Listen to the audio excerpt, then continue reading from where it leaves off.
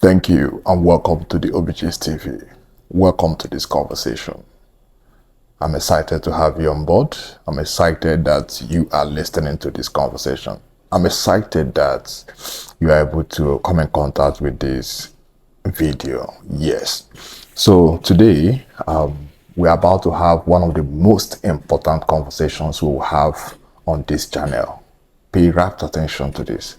One of the most important conversations that we will have in this channel is what we are delving right into at this moment. So guys, if you are able to understand what I'm about to discuss, if you're able to tap into, the meaning of this conversation, I guarantee you a life of exploit.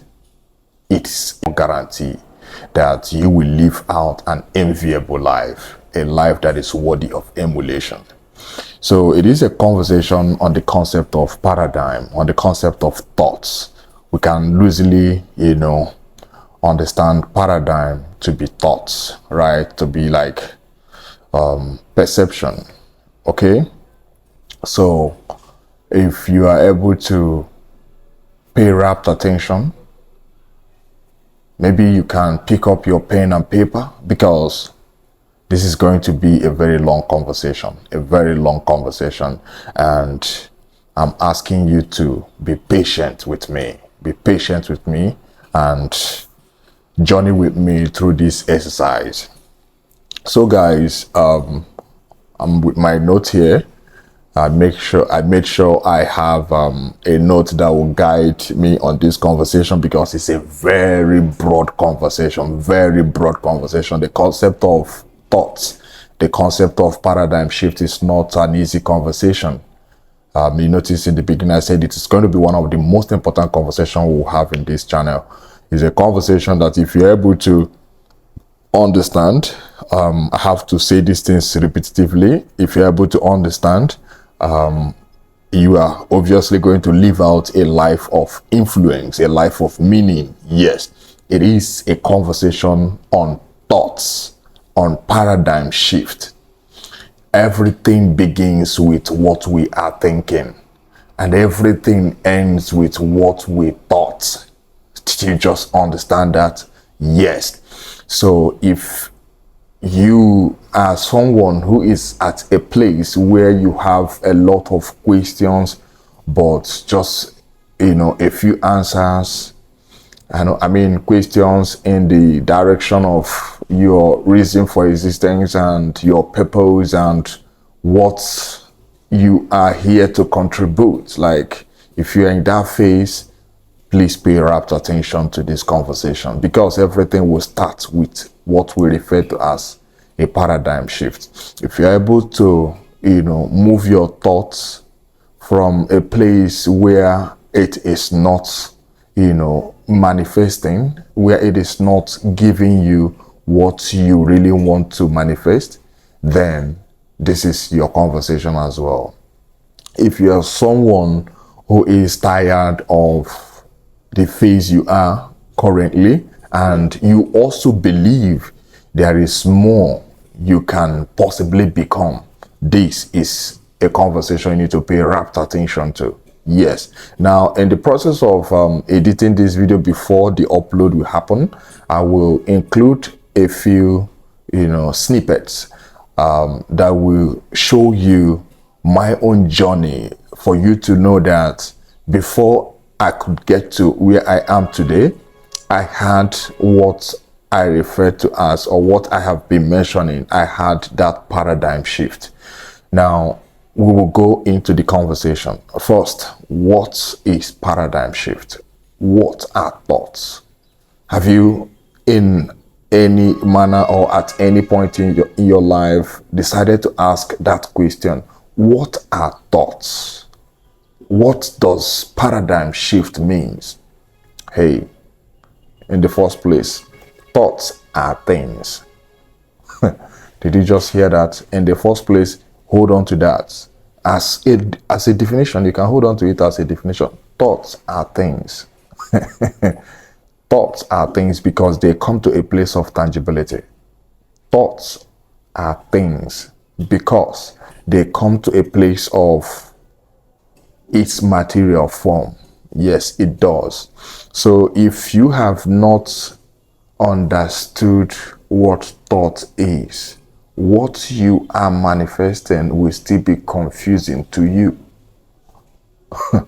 Now, if you do not understand where thoughts happen, where thinking happen, it's also a problem. All of this conversation is what we are going to have now. So, first of all, how does paradigm affect us? How does thoughts affect us? Let's start from there. How does it influence us? See, everything we are today, or will be tomorrow, or could possibly become, is going to hinge around the concept of what we are thinking. It will hinge around thought processes. It will hinge around the paradigm we are operating on. Yes. So you can easily understand thoughts or paradigm as ideas, perspectives, opinions that, we gather, most especially from our immediate environment. Yes, that is where it starts in the first place. See, while reading Think and Grow Rich by Napoleon Hill, if you are someone who has come in contact with that text, you will understand the story that he narrated of his son that was given birth to without any hearing aid, but he was able to plant the thought of being able to hear and converting his predicament to being an asset. You discover that it was planted. It was something that the father planted into the child, even though he was born with disability. Okay, so everything starts with what we are thinking, and what we are thinking in most of the time originate from our immediate environment. It originates from our immediate environment. The suggestions that are coming from our parents, the ideas that are coming from our siblings, from the social environment, social gatherings we are exposed to from childhood. These are where we gather most of the informations we are using to operate in our lives. Now, most of these informations, most of these ideas, most of these opinions are not even like the best quality informations we can make contact with. Yes, they are not in most cases the best of quality informations that we can use to get to a place of meaning in life, a place of what we would refer to as greatness. No, it barely amounts to that. It barely amounts to that. So if you are someone who believe that you are made of more, that you are a trailblazer, a pace setter, a great person, a leader, and all of that, that you are not a child of a lesser God, then what it means is that you must come out of that environment, that you must come out of the place of those thoughts that has been planted in you by your immediate environment. Yes, and for you to come out of it is what we simply refer to as paradigm shift. Now, pay attention to this. The idea of this video, and why I said it's going to be a very long conversation, is that I am trying as much as I can to demystify this concept of thought. I am trying as much as I can to demystify it, to decrypt it and bring it to the manner that a layman can understand what thought means and be able to apply themselves to the right thinking process or the right thought process, so that they can actually manifest what they want to manifest in reality. Okay, so thoughts are just like opinions, ideas, perspectives, cognitions that we gather from the things we have been exposed to. Yes. Now, if you understand that our thought hinges around all of this, now imagine when you now become conscious of what you are thinking. When you are at a point in your life where you can actually, bring in a thought into yourself, where you can actually go for informations that will rewire your thought for actualization of whatever that is in your mind. Now let's follow this note and make sure we don't go off track. Like I said earlier, this is a very vast conversation that if we don't streamline it, we will go off course immediately. So paradigm decide whatever we are going to become. Yes, our thoughts decide whatever we are going to become. Our thought, what we are thinking per time, we decide whatever we are going to become. Everything happens at the place of thinking, at the place of thought. What we are thinking per time. Okay, why do we need a paradigm shift? Why do we need a paradigm shift? From the explanation I have given now, you discover that without a paradigm shift, without a change in thinking pattern, without a change in thinking process, we will continue to punch below weight. We will continue to punch below weight. That's simply what it means. We will continue to, operate at a place of lesser value. That's what it means. That's what it means. Okay. Now, we will run into a few injunctions. We will run into a few injunctions in this conversation. Why is it necessary that we will use these injunctions to back up this conversation? You see, in our journey to acquire informations, there are narratives, or there are documents, there are books that we present themselves as the deepest of the deep. There are books that will present themselves as first principles, like where everything springs from.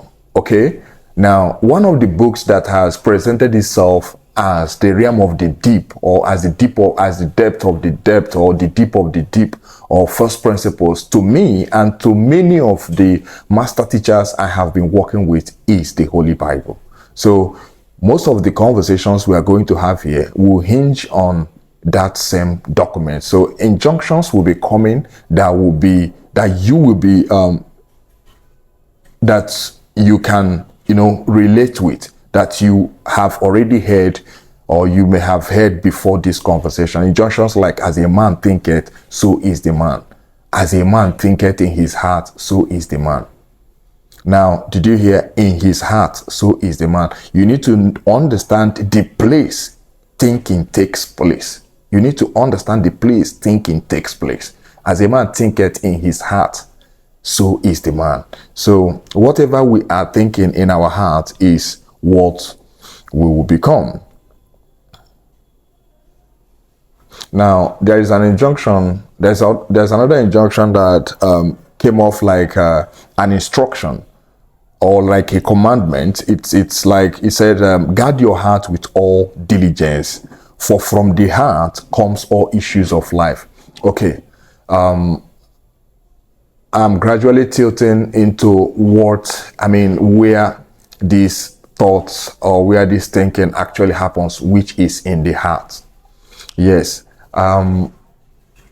There is always this confusion when it comes to what is the heart, the mind, the soul, and all of that. Yes. Listen, this is going to be a completely different video where I will, explain the concept of the trichotomy of man, as man is of spirit, soul, and body, and in the soul of man we find the will, the emotions, and the mind. Okay, so when you hear the heart, do not be confused. I don't want you to be confused. We are going to be interchanging the word heart with mind in this conversation. Pay attention. We will be interchanging the word heart and mind in this conversation. Our heart does no thinking. It does no thinking. It is like the mind and the heart, the difference in the mind and the heart is just like the difference between motivation and inspiration. So it's a concept we can unpack in a completely different video. So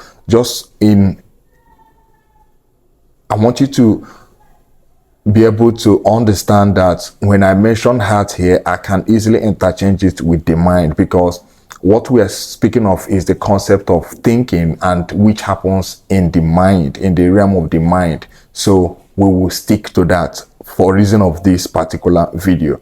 Okay, thank you. So it said, this injunction said, guard your heart with all diligence, for from the heart comes all issues of life.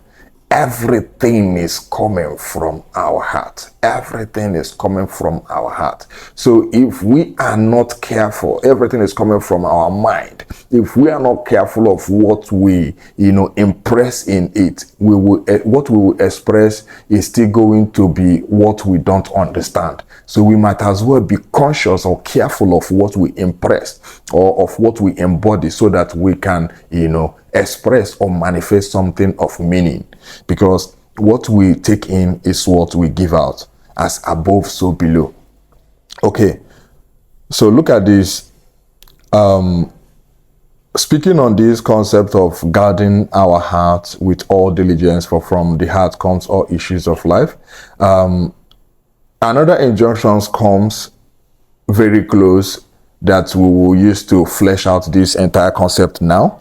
He said that God is able to do exceeding abundantly above that we are able to, ask or think. See, listen to those two things. Above that we are able to ask or think. Now, ask. Another injunction will come in now. See, out of the abundance of the heart, the mouth will speak. Out of the abundance of the heart, the mouth will speak. That is to say, out of the abundance of your mind also, your mouth will speak. So now imagine that the informations in your heart, in your mind, are informations that you are not conscious of how it got there in the first place. So automatically, even when you go into a prayer, you are going to be, just dropping lines that you don't even know what it can offer you. Right? So that's simply what it means. So if you understand that everything comes from your heart and you become conscious of what you take in, then I guarantee you that living an enviable life is non-negotiable. That's what it means. It's non-negotiable. So he said, above that we are able to ask or think. Able to ask or think. Now, I said that you cannot ask for anything. Like, because you speak from the abundance of your heart, you need to also be conscious of what is in your heart in the first place, what is in your mind in the first place, before you can even ask. Now, speaking of thinking, it is the informations you have gathered in your mind that you will use to think. It is informations you have gathered in your mind that you can use to think. Now, see, if you continue that scripture, it said it will go something like that we are, he is able to do exceeding abundantly above all that we ask or think, according to the power that works in us. According to the power that works in us. Have you heard some persons say lines like, knowledge is power? Yeah, you must have heard something like that. Knowledge is power. According to his power that is at work in us. Now, that his power is his knowledge. The knowledge of him that is at work in us. The knowledge that we have acquired. So, you see, the power of God that is going to manifest in our life is going to be directly proportional to our knowing of his person, our knowledge of his person that is in our mind.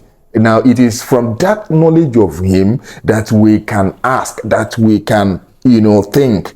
Now, imagine that we have come to the knowledge of God in a way that we see ourselves to be as unstoppable as him, to be as creative as him, to be as rich, as great as him, then your asking will not be that of a child anymore.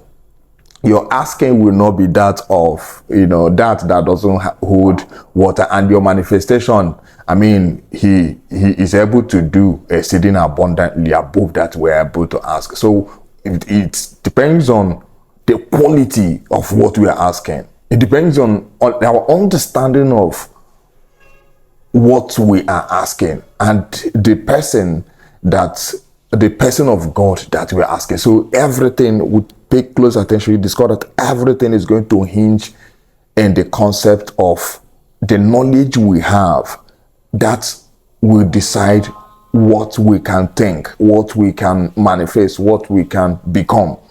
This is very deep now. Okay, there is this injunction that if you have listened to any renowned motivational speaker or preacher, this is an injunction that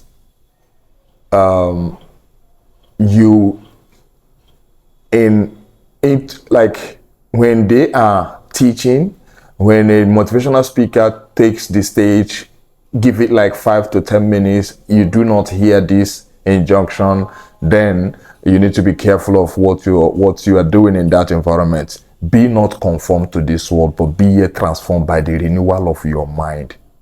Now, being conformed to this world. Now, remember in the beginning of this conversation, I told us something like that the kinds of thoughts we carry and even want to run our entire life with is the information we gather from our immediate environment, like our world, our surroundings, right? Now, but look at this. This injunction said that we should not be conformed to it, but we should be transformed by renewing. Now, to renew our mind is to put a new information of a better quality, of a better result in our mind. Now, that renewal of our mind is the same thing that, we will refer to as paradigm shift.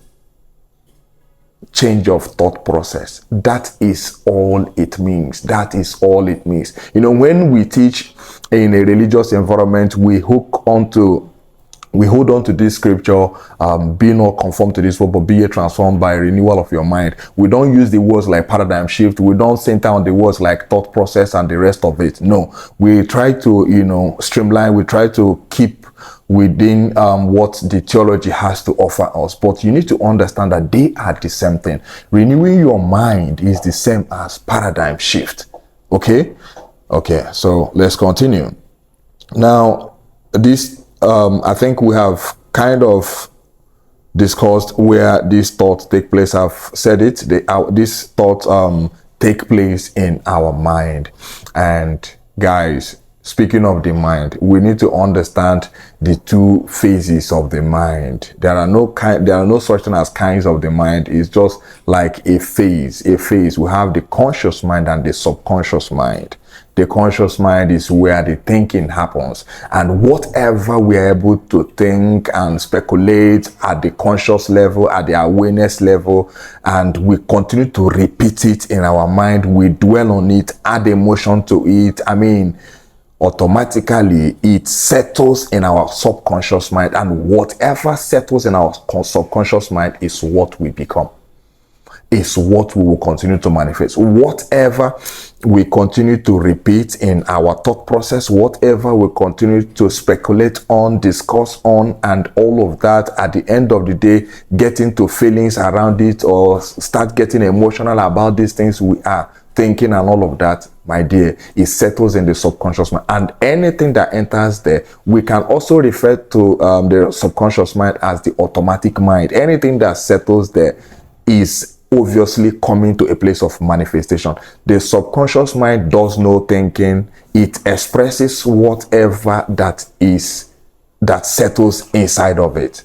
Okay, now that is where thinking takes place. So now, if you have this understanding that whatever you continue to speculate, whatever you continue to think on and add emotions to it, it will come to pass. What should it tell you? It should tell you that if you also want to become great, if you want to take yourself from a place of confusion, a place of frustration, a place of depression, to a place of, being something, being a person of meaning, a person of purpose, a person of influence, then it simply means that you will go and sit down, collect ideas, collect perspectives, collect informations that has checked out, that has worked in people's hand, collect them, think on them. I think it is in Philippians, and being careful not to just, jump on scriptures here and there, that Apostle Paul was telling us the particular things that are worthy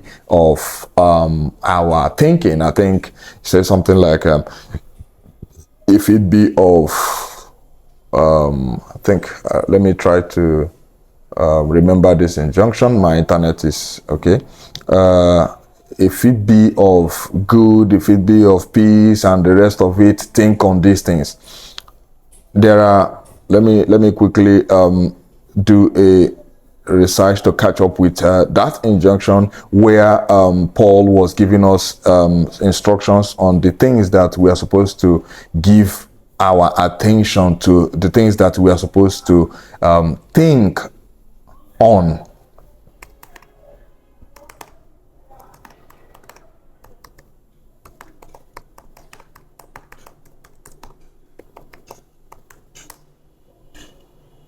It is in Philippians. Thank God I got it. It's in Philippians 4:8. It is a biblical injunction. I say that, finally, brothers and sisters, whatever is true, whatever is noble, whatever is right, whatever is pure, whatever is lovely, whatever is admirable, if anything is excellent or praiseworthy, think about these things. Look at that, guys. See, look at the list. Whatever that is true, whatever that is noble, whatever that is right, it is noble for you and I to be great. It is right, it is noble for you and I to be wealthy. It is right, it is noble for you and I to live in abundance, in opulence, in great health. Yes, it is not true, neither is it noble, neither is it right for you and I to live in lack and want, in poverty. No, it is not noble, it is not right. It is not even lovely. It is not admirable. It is not excellent. It is not praiseworthy for you and I to be in lack and want. It is not. It is not. So if we are finding ourselves in such happenstances or such environment or such experiences, automatically simply means that the thoughts of our mind are not in alignment with things that are noble, things that are admirable, things that are true. Okay, so we need to have a paradigm shift. We need to switch our thought processes. We need to disconnect from whatever that has handed us the thought process that we are using to manifest what we are manifesting presently, that we are not in good state with. Okay. I wrote a question here: what happens after a repetitive thought? I have said it. After a repetitive thought, it settles in our subconscious mind and comes to a place of manifestation without taking orders from anyone. So okay, look at this now. I wrote down here: poverty, both poverty and riches are the offsprings of thought. Both poverty and riches are the offsprings of thought. Guys, you see, we think our way into greatness. There's something I need to read here. There's something important that I want to read here. I hope I captured it.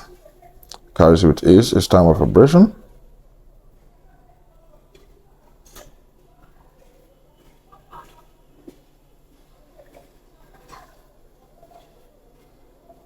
Okay, beautiful. I captured it in this note. I said, no more effort is required to aim high in life. No more effort is required to aim high in life. To demand abundance, no more effort rather. to demand abundance and prosperity than is required to accept misery and poverty. The same effort it will take you and I to demand greatness, to demand opulence, to demand abundance is the same. See, is the same effort that is required to accept misery and poverty. Everything happens at the realm of the mind, what we are thinking. If you cannot believe it, I also captured this.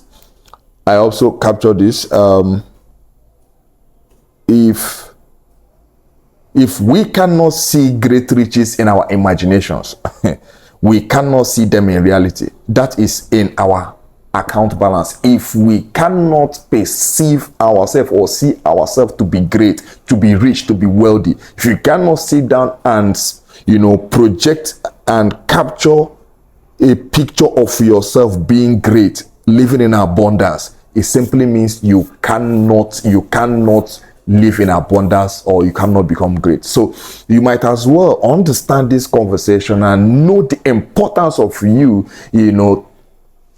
stepping into a place of casting imaginations that are of greatness, right? See, there is something you need to understand. This will take me to another scripture. The moment I mentioned this casting imaginations, it brought me to a particular scriptural injunction that there are things that are warring in our minds to dominate our mind, that we do not tap into a place of greatness. And these things are supposed to be brought down. Look at this now. I see casting down imaginations.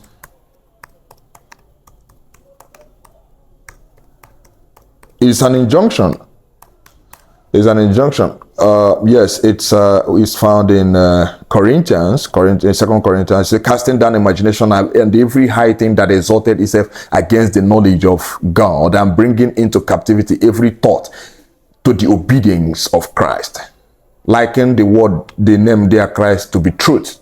You see, there are we are always imagining things. This is how wonderful it is now. There is no such thing as you being at a place of dormancy in your mind, at a place where you are not thinking.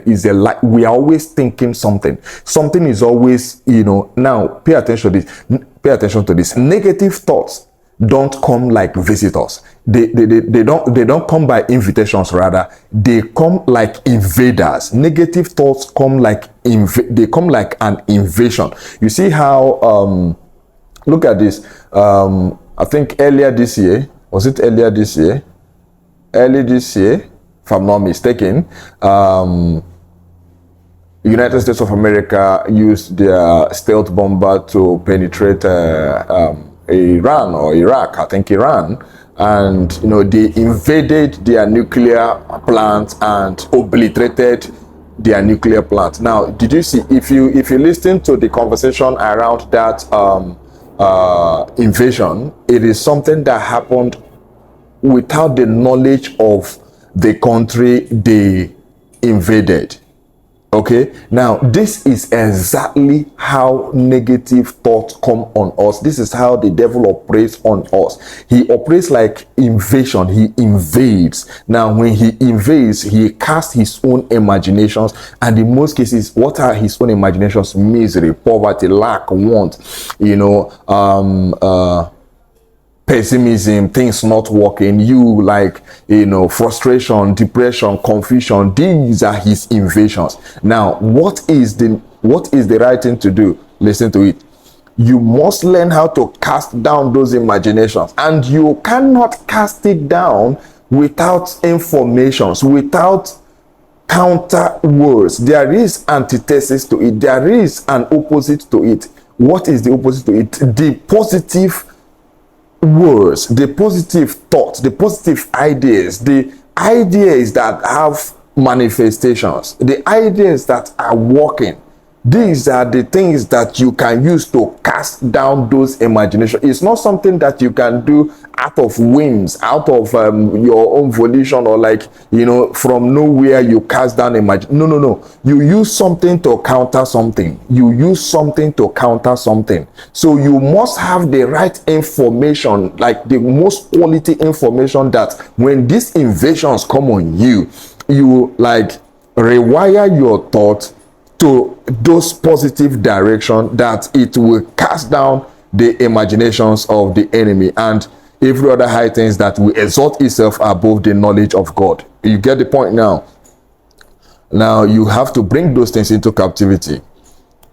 If not, they will dominate your thought process and, you know, keep you at a place of lack and want, at a place of frustration, at a place of confusion. And if you are not careful, it knocks you into a place of depression. Okay, moving forward in this conversation, we have something like thoughts, which are deliberately placed in our minds, mixed with emotions, that is feelings, constitute a magnetic force, which attracts from the vibrations of the ether other similar or related thoughts. I will read this again. Please pay attention to this line. I will unpack it. It said, thoughts which are deliberately placed in our minds, mixed with emotions or feelings. I've also made us to understand that emotions are energy in motion, and we are in an ocean of motion. Everything on this earth is vibrating at a certain frequency.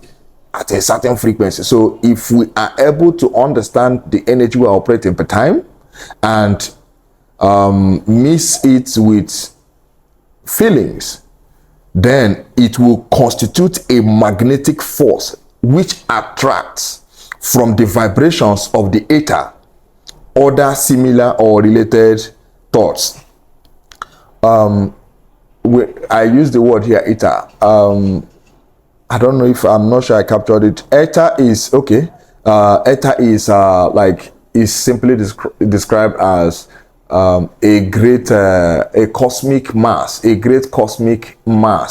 of vibrations, like you know, some religious teachers will interpret this in the line of the supernatural realm, the force of the supernatural that, you know, makes everything happen, that commands everything, that brings everything into its occurrence and all of that. Let's loosely interpret ether as that. A great cosmic mass of eternal force of vibration made up of both destructive and constructive vibrations. Yes. Look at this. If we mix the thoughts in our mind with emotion, look at what that line said. It will align with the thoughts of others. See this? Whatever we want to become, or whatever we want to achieve, or whatever we want to manifest here on earth, requires that in most cases we make contact with one or two people that will first understand us and, you know, become a kind of team or partner with us for the actualization of these things in our minds. So when you put yourself at a certain frame of perception, when you put yourself at a certain phase in thoughts, for every other person across the globe, now it's not limited to your environment now, this is the beauty of it, every other person across the globe that is operating at that same thought frequency, every other person on a global scale that is operating at that frequency is likely to make contact with you, and you also is likely to make contact with them. Now this is also the beauty of these social network platforms. Now I have said it in most cases that if you are making contact with certain thought processes that doesn't quite align with people around you, you should bring it on, say, a social network platform. You'll be so surprised to meet a whole community of people, like a tribe that is at that same frame of perception, that the things you will be saying will be resonating with them, and the things they will be saying will be resonating with you. You just, at the end of the day, become a team, become a community for the pursuit and actualization of what you guys are, you know, talking about and speculating and thinking on. Yes, that's what this line simply means. Thoughts which are deliberately placed in our minds mixed with emotions, that's feelings, constitute a magnetic force which attracts from the vibrations of the ether other similar or related thoughts. Yes. When you think on these things that you want to make contact with or you want to manifest, when you think on them, dwell on it, and repeat it to the point that it's kind of consumes you. Just like I said something, I uploaded a short, I think yesterday, that I am so conscious of greatness, I'm so conscious of riches, I'm so conscious of abundance that it becomes very difficult to take my thoughts out of this environment. Now, by reason of all of that, it forced me into a place of making contact with people that in the first place reminded me that I need to do things this way, I need to do things that way, and by doing things the way I continue to do them, it continues to take me to this place of greatness, this place of abundance, this place of riches. That is what it means. You need to be so conscious of it that it consumes you. Like, you need to be in the frame of perception of what you want to achieve in the manner that it takes the whole of you, that it becomes very difficult to take you out of such thought process. I have been able to walk myself to a place where I see possibility in every difficulty. Like, the person that you are going to find around you and see them as evil and see them as they are not worthy to keep company with, the only thing I am interested in seeing in that same particular person is the good in them.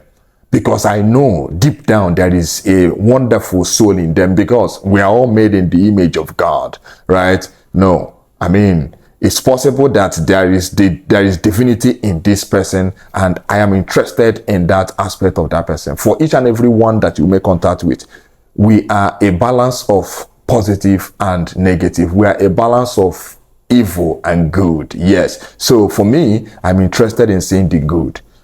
Yes, it's possible for each and every one of us to walk our way up there, and it doesn't mean that it doesn't mean that people are not allowed to dwell or continue to see the other polarity, that is the negative polarity. It is also a decision, it's a choice.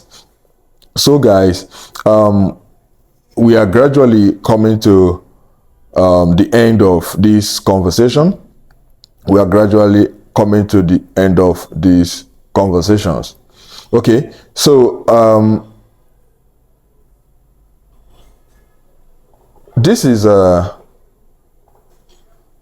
line that I'll read before I will mention the suggestions that I got from Mary Kay while rereading the book Think and Grow Rich by Napoleon Hill. This line says, if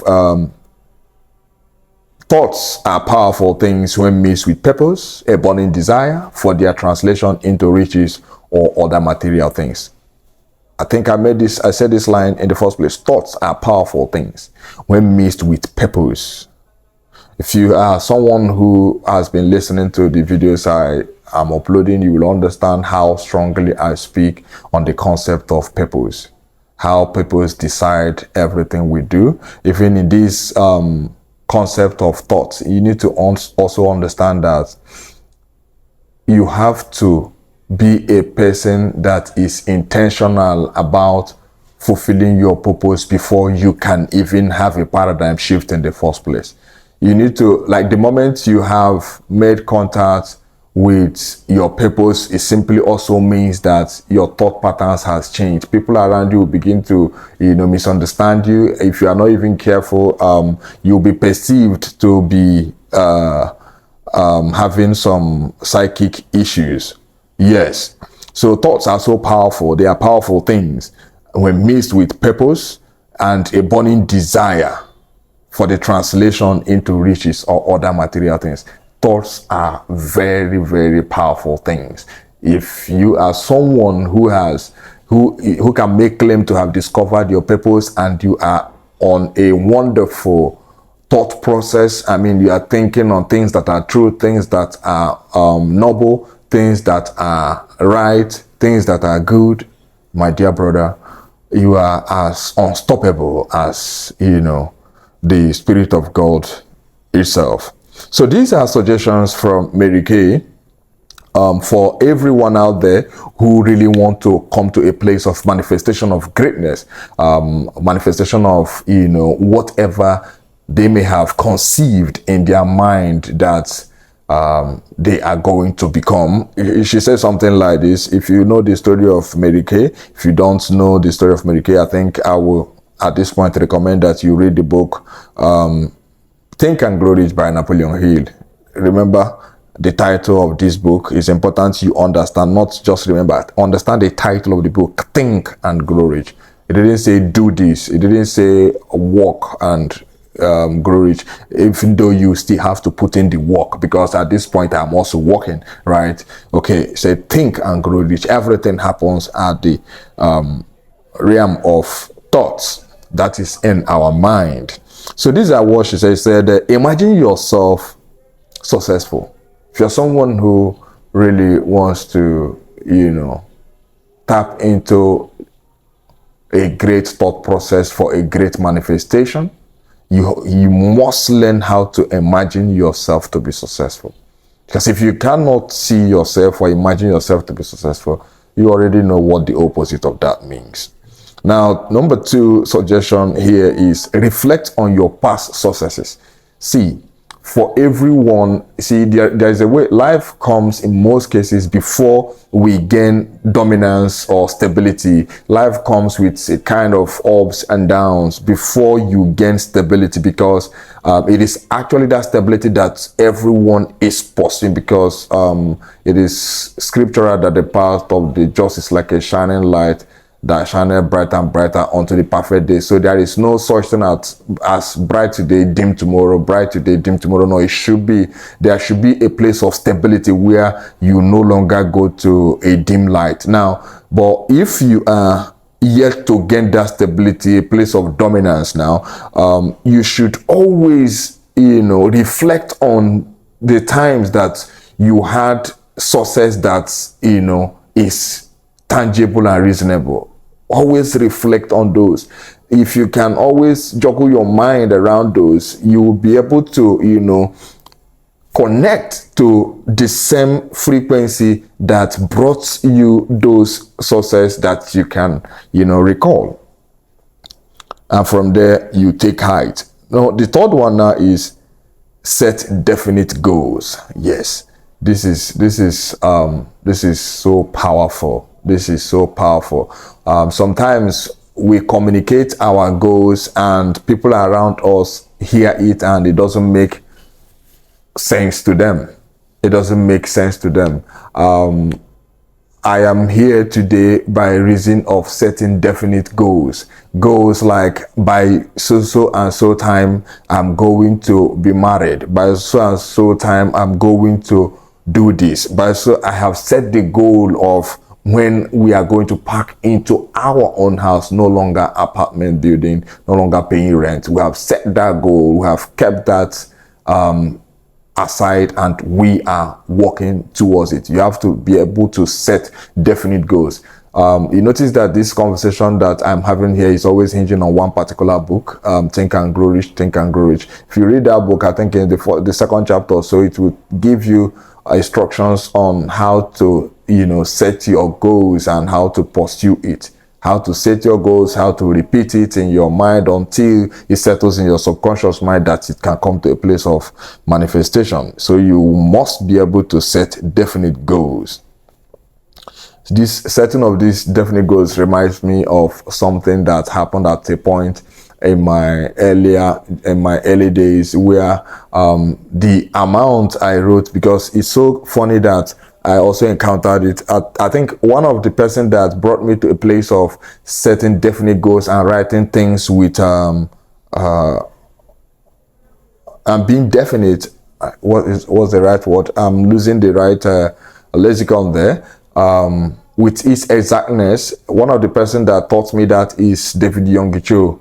David Yonggi-Cho, in one of his books that I read at one point, made it so clear that if you are someone who is requesting something from God, from the universe, from infinite intelligence, or whatever you refer to as what is in charge of everything, if you are at the position where you are making such requests, you should be able to, you know, pen things down with its exactness. So when I learned that from Yonggi-Cho, I remember writing the amount of the chair that I will be needing where I started my journey, and the exact amount. I forgot where I kept the paper, but the day after some time that I have been using the table and the chair, I came in contact with where I wrote those things, and it was the exact amount I wrote in paper that I bought it. At that point, I didn't even know that. I had already forgotten I wrote something like that. So you should be a person that can set definite goals. And you know, the fourth one now is respond positively to life. You can only respond positively to life if you have put in positive thought patterns, positive informations in your mind. That is when you can respond positively to life. These are not things that you can be imparted like by reason of, you know, religiosity and the rest of it. No. There should be a place of you being conscious of the things that comes into your mind. Yes. Until you understand this, I mean, it becomes almost impossible to tap into something great, something meaningful. So I pray that you are able to understand this conversation. I pray that you're able to pay attention to this conversation.